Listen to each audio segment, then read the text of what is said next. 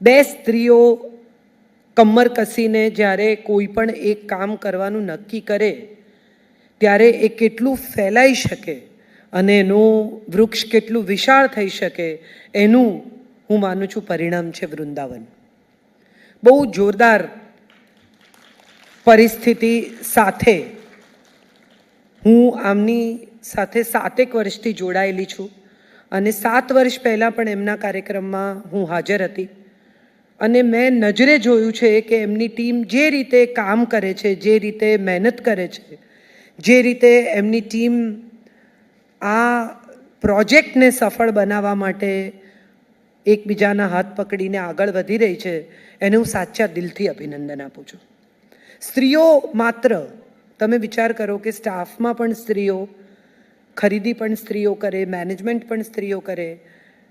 લિજ્જત પાપડ આજે બજારમાં બહુ મોટું નામ છે કે બીજી આવી ગૃહ ઉદ્યોગની સંસ્થાઓ આજે IIMમાં લિજ્જત પાપડનો કેસ ભણાવવામાં આવે છે. હું ઈચ્છું કે વૃંદાવન પણ એક દિવસ એવી જગ્યાએ પહોંચે કે જ્યાં એમનો કેસ ઇન્ડિયન ઇન્સ્ટિટ્યૂટ ઓફ મેનેજમેન્ટમાં ભણાવવામાં આવે કે 2 સ્ત્રીઓએ શરૂ કરેલી આ સંસ્થા ક્યાંથી ક્યાં નીકળી ગઈ. કારણ કે હવે બીજી પેઢી ટેક ઓવર કરી રહી છે અને સાહેબ બીજી પેઢી એટલે દીકરાઓ નહીં, પુત્રવધુઓ ટેક ઓવર કરી રહી છે. જે બીજી સલામને પાત્ર બાબત છે કે દીકરો માના બિઝનેસમાં જોડાય એ તો હજી સમજી શકાય એવી વાત છે, પણ પુત્રવધુને પણ પોતાના બિઝનેસમાં સાથે જોડી શકે એવી મોડર્ન આ વિચારસરણી ધરાવતી સંસ્થા છે, જે પણ બહુ મોટી વાત છે. એમ્પાવરમેન્ટનો સૌથી મોટો દાખલો જ હું માનું છું આ છે કે પુત્રવધુને પણ એમ્પાવર કરવી, માત્ર પોતે એમ્પાવર થવું નહીં, પરણીને આવેલી આપણે ઘેર જે દીકરી આવી છે એને પણ આ બિઝનેસ સાથે જોડવી, એને આ બિઝનેસ શીખવવો, એને ટ્રેન કરવી અને એને આગળ વધવામાં મદદ કરવી, એ પણ બહુ મોટી વાત છે.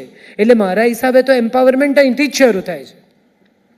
મોટાભાગના ઘરોમાં પુત્રવધુ નોકરી કરવાની વાત કરે તો સૌથી પહેલું ખાસ કરીને રાજકોટમાં અને સૌરાષ્ટ્રમાં એવું કહેવામાં આવે કે આપણે ક્યાં જરૂર છે. એટલે હવે આ જરૂર શું છે?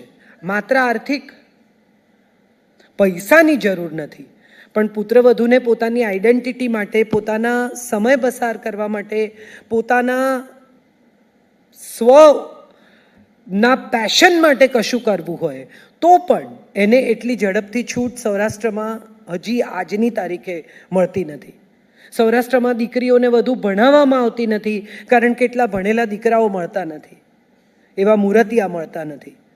એવી પરિસ્થિતિમાં એક એવી સંસ્થા કે જે દેરાણી જેઠાણી, આમ તો સામાન્ય રીતે એવું છે કે દેરાણી જેઠાણીની વાત આવે ને તો ઝઘડાથી જ ચાલુ થાય, 2 જણાને લડાઈ જ હોય, આવું આપણો સમાજ માનીને ચાલે છે. અહીંયા તો દેરાણી જેઠાણીની યુનિટી એવી છે કે એમની યુનિટી તો ખરી, પણ એમણે તો બાકીની બીજી 50 સ્ત્રીઓને એમ્પ્લોયમેન્ટ આપ્યું છે. સો આઈ salute these 2 women who have made this possible. મહેમાનો નથી પહોંચી શક્યા અને આપણે ઓછા છીએ તો એનો અર્થ એવો નથી કે કેટલા લોકો છે. મને હંમેશા એવું લાગ્યું છે કે કેવા લોકો છે એ અગત્યનું છે.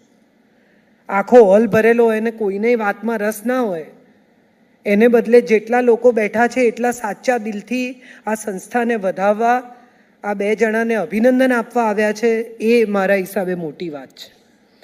આપણે એમ્પાવરમેન્ટનો અર્થ હમણાંથી તમે જુઓ, જ્યારે વાત નીકળે એમ્પાવરમેન્ટની ત્યારે પેન્ટ પહેરતી, સિગરેટ પીતી, શરાબ પીતી, મોડર્ન અંગ્રેજી બોલતી સ્ત્રીની વાત એમ્પાવરમેન્ટ સાથે જોડાઈ ગઈ છે.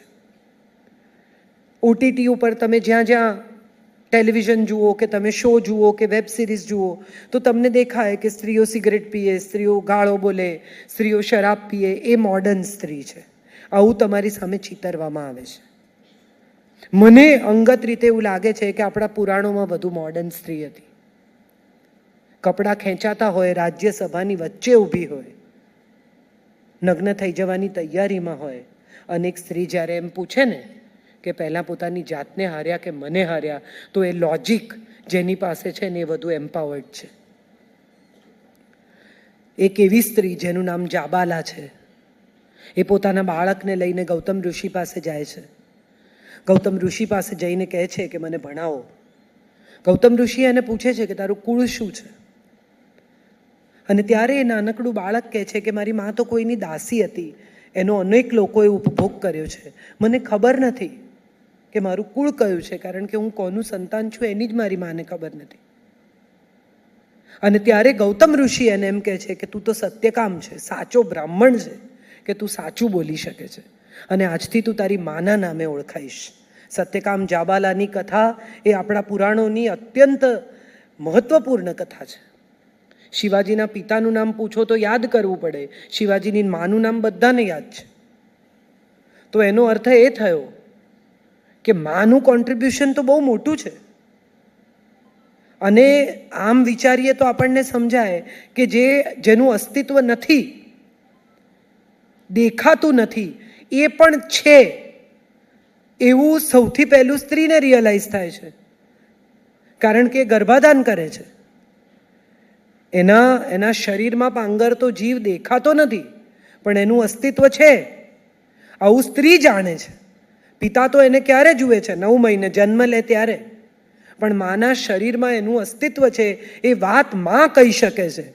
તો ઈશ્વર સાથે પણ સ્ત્રીનો નિકટનો સંબંધ છે કે જે દેખાતો નથી એ છે. સાહેબ, હું જાણું છું, મને એની સાથેનું અનુસંધાન છે. એવું કામ ઈશ્વરે જેને સોંપ્યું છે કે માણસ જાતને જીવતી રાખ, જા, એક પછી એક માણસને જન્મ આપ. એક બહુ જ સુંદર ફિલ્મ હમણાં મેં જોઈ, જેની અંદર એક ઇન્સ્પેક્ટર પોતાની પત્નીને પૂછે છે કે તુમે ડર તો નહીં લાગેગા? અને ત્યારે એની પત્ની એને કહે છે કે સ્ત્રી એકવાર લેબર રૂમમાંથી જીવતી પાછી આવે ને પછી એનો જિંદગીભરનો ડર નીકળી જાય. જીવમાંથી જીવ છૂટો પાડવો એ સરળ વાત નથી. અને જે સ્ત્રી આ કરી શકે છે એ દુનિયામાં કંઈ પણ કરી શકે છે. સાહેબ, એણે માત્ર નક્કી કરવાનું છે કે મારે આ કરવું છે. કઈ કઈ રથમાં આંગળી નાખી શકે છે, રૂકમણી યુદ્ધ કરી શકે છે, સત્યભામા સેનાને લીડ કરી શકે છે, સીતા વનવાસ જઈ શકે છે, દ્રૌપદી પ્રશ્ન પૂછી શકે છે, કુંતી ચૂઝ કરી શકે છે કે હું કોના બાળકને જન્મ આપીશ. આજથી હજારો વર્ષ પહેલા પાંડુ રાજાને જ્યારે શાપ લાગે છે કે પોતાની પત્ની સાથે સંભોગ નહીં કરી શકે, ત્યારે એનો વંશ જાળવવા માટે શું કરવું, તો કુંતી એને પૂછે છે કે ભાઈ મારી પાસે વરદાન છે, હું જે દેવને ઈચ્છું એને હાજર કરી શકું અને એ મને સંતાન આપી શકશે. આ મોડર્ન આઈવીએફ છે. એ ડોનર પસંદ કરે છે કે મારે કયા દેવનું બાળક જોઈએ છે. જરૂરી નથી કે એણે એની સાથે સંભોગ કર્યો હોય, એને સ્પર્મ પણ ડોનેટ કરાવ્યા હોય ને. એ મોડર્ન આઈવીએફ છે. જો આપણે પુષ્પક વિમાન કહીએ છીએ તો કંઈક તો ઉડતું હશે ને જમાનામાં, કોઈક તો એવી યાંત્રિક ટેકનોલોજી હશે ને કે જે ઉડતી હશે. તો એણે ડોનર પસંદ કર્યા છે કે એક ધર્મરાજ, એક વાયુપુત્ર, એક ઇન્દ્રનો દીકરો અને 2 અશ્વિની કુમારોના દીકરા. તો આ તો માના દીકરા છે, પૃથાપુત્ર. આ પાંડુપુત્ર ક્યાં છે? પાંડુનો તો અંશ જ નથી, આ તો માનો વંશ છે. અને એવી માની આ કથા છે. આપણી પાસે આવી કેટલી પાવરફુલ સ્ત્રીઓની કથા છે. બાળકને પાછળ બાંધીને યુદ્ધમાં ઉતરનારી લક્ષ્મીબાઈની